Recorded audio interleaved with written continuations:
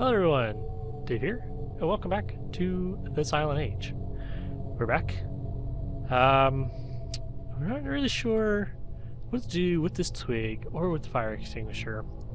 But I'm hoping maybe we can figure it out. These are blueprints for a time machine. Right, we can't really use the desk lamp for anything. It's just a regular desk lamp. I probably can't use the twig with the desk lamp. Yeah. Okay, so spherical contraption. Doesn't look like there's anything. Now, I wonder if I can. Oh, with the oil, of course. So if I dip it in oil, there we go. So now if I go upstairs, now I can light this bad boy on fire. Now I have no idea what this is going to get me, but right. Whatever I had in mind, I better do it quick. I don't know what I had in mind, honestly. I don't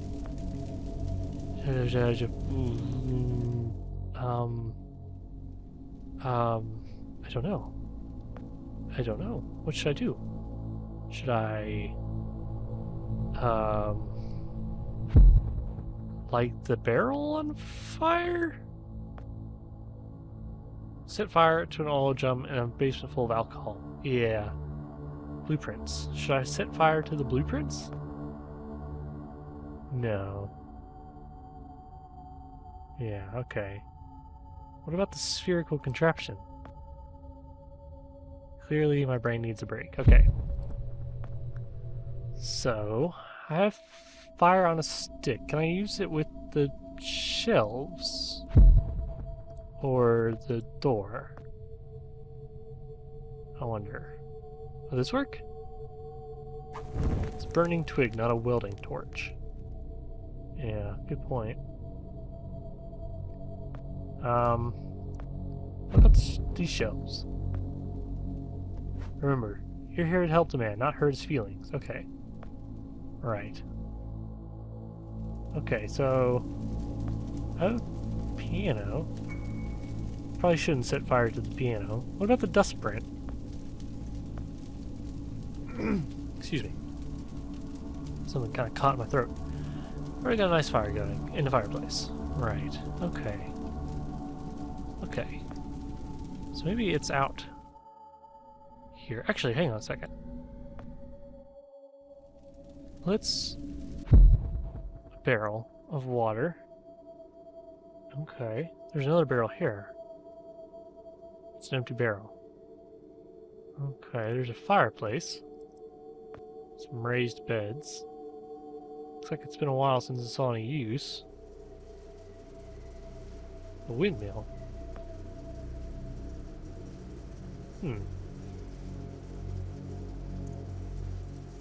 Set fire to the vegetables? Yeah. Probably not the best idea, huh? So, okay. Vegetables. Vegetables. It's stuck. Ah, right. So I'm gonna burn down the vines. There we go. Then I'm gonna get the axe. Okay. Gotcha. So, vines on fire. I can put out the vines with the fire extinguisher. There we go. Alright. Okay. So... I have a fire axe. What can I do with the fire axe? Can I do anything in here with the fire axe? No. I can't get a grip on it. Well, don't worry. Right. Okay. So, question. Can we open the door with the fire axe? Solid steel. Right. Oh, okay. So can I break down the wooden door with the fire axe? I can! Oh, snap, son! Right. Okay, there's an aquarium. There's a bed. There's a lava lamp. Some shelves. Somebody's taking good care of this fish. Lambert has to be around here. Ah, there are a couple of notebooks in here. March 11, 1971. I prepared a logbook to document my progress. This is just in case something happens to me and someone else needs to continue my work. Right. It's been just under a month since I left Archon. From what little I've heard, they seem to be pushing ahead with more time travel trials despite all the setbacks. Okay. Uh-huh. There's a bed. More paintings. That's not abstract. Wonder if there's a secret there. Pretty. Oh, there's a lava lamp. Okay. Time travel device. Oh, that's mine. Oh! I just took the lava lamp. Fantastic. Oh. Okay. See, that picture's not there anymore. There's some more notebooks. There's a electrical socket. Journal, right. No progress this week. 2 months of cold nights since the imbecile broke my bedroom door. And last night I nearly got mauled by a bear. So I finally caved and bought new doors. I'd like to see him blunder his way through these. Still, I must admit it gives entirely new meaning to the term idiot-proof.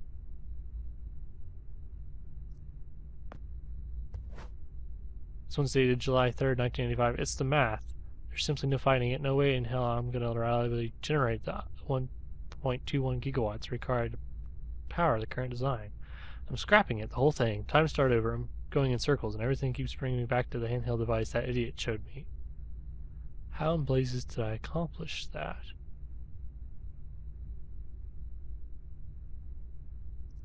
Huh. Whoa. There's a wine bottle. That's weird. I don't think this bottle's made of glass. Even the cork seems painted on. Ah. Right. Shelves. July 16, 1970. Preliminary build plans for my own home growth version of the... Right. The IPMCI, which I'll henceforth refer to as the time machine, should take me no less than 3 years to complete on my own. Barring any setbacks, of course. Okay. So I have a wine bottle, which obviously goes here. Yeah. Far out. Secret passage. So he has to be here, right? Oh, there he is. Don't shoot. Stop right there! Whoa, whoa, wait. Mr. Lambert, sir, it's me, Joe. I don't know you. What are you doing in my house? You sent me here, remember? I've done no such thing. For an intruder, you're not very bright, you know that? For all the commotion you caused getting in here, you might as well have brought a bulldozer. Yeah, sorry about that. Now, you have exactly 5 seconds to explain what you're doing here, or so help me God, I'm pulling this trigger and sending you on your way. 5. I was sent here. 4. By you! 3. You told me to find you, to warn you about the end of the world. 2. You were old, with white hair, and you got shot. Oh, God, please don't shoot me, Mr. Lambert. This, you gave me this. It's an something, chrono. It's a time machine. I gave you that? That's right. Yes! I've never seen anything like it. But on the back, that's my family signet. I made this? It's simply magnificent. I gave this to you? Why? Who are you? Name's Joe, sir. I'm just a janitor at the Archon building. I found you in a room with a big, round door in the basement labs this morning, and you were dying. You said you'd come from 40 years in the future to stop the end of the world. I guess I was the only one around, so you gave me this and told me to find you and tell you all this, and I've been there. The future, I mean. A bunch of times. And you were right, Mr. Lambert. Everyone's gone. My God, so it did come to pass. They really did it, those greedy goddamn bastards. I told them this would happen. Wait, I was dying? How? You said you've been shot. I had to actually find you at the morgue to get this address. Shot? By whom? No, wait. Don't say anything else. You succeeded in finding me, which means anything you tell me from this point on could alter the course of action that brought you to my doorstep. The less I know, the better. Time travel. So, you've seen the future. What did you see? It's not pretty, that's for sure. It's like a bad dream, sir. Everyone's gone. Buildings are coming apart. It's all just quiet. What happened, Mr. Lambert? It is Dr. Lambert. And considering all the effort you just went through to find me, not to mention bearing witness to the horrific outcome of the biggest breakthrough in the history of science, I suppose I owe you some kind of explanation. That'd be nice.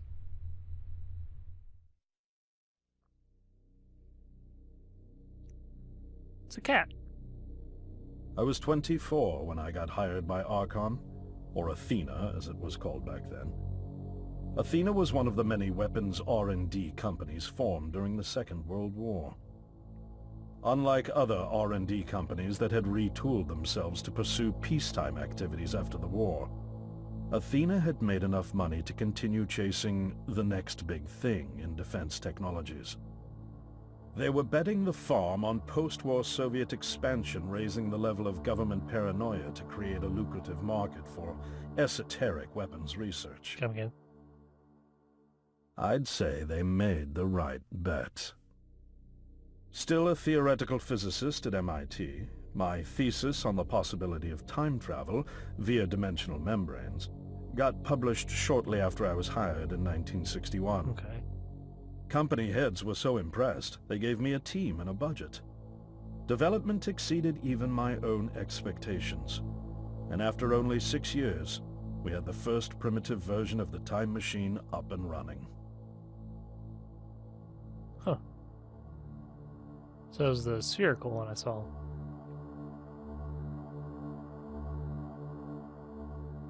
Our first successful trials involved sending simple objects into the future with a timed return. But with Archon running out of money, that was all the company bigwigs needed to secure a big fat contract with the Department of Defense. Apparently, we had sold them on the idea that the technology could be used to go back in time and strangle communism in its cradle. Wow. The reality, of course, was that it couldn't. Due to the laws of causality, you can't travel back in time beyond the point where time travel was invented. Oh. And sooner or later, we had to explain that to our benefactors. I guess that makes sense. When they started pushing for progress reports, Archon management had to come clean, but instead chose to ease government concerns by claiming the technology could be used to bring back advanced weapons from the future. But this, too, was a lie.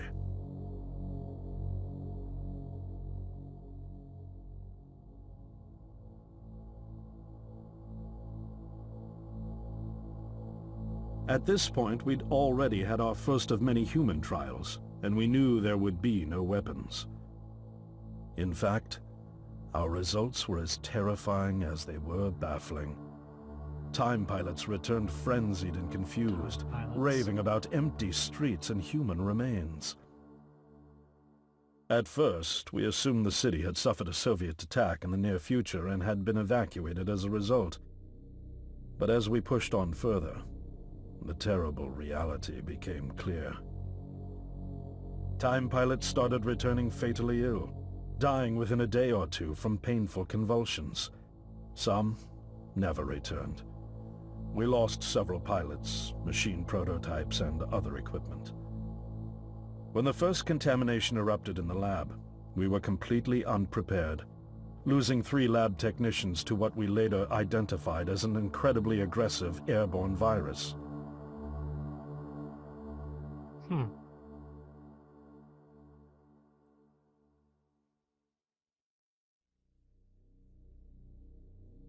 Although we weren't equipped to handle biohazards of this magnitude, management insisted we contain and study it. To keep our pilots and the virus alive long enough to study, we co-opted experimental cryotechnology from another project, Lazarus, and established a makeshift virus lab. Once again, the bigwigs managed to spin our setbacks into a success story for the Department of Defense, now claiming that the virus could be cultivated for use as a biological weapon. Jeez. The team threatened to resign, but outrage was swiftly quenched by promises of massive salary increases and stock options. Of course. Gotta make that I money. didn't take the bribe. I'd witnessed the lethal efficiency of the virus firsthand. I knew there was only one way this was going to end, so I handed in my resignation and set up shop out here. For over a year I've been working to recreate the technology to bring me back in time and prevent mankind's extinction from ever happening.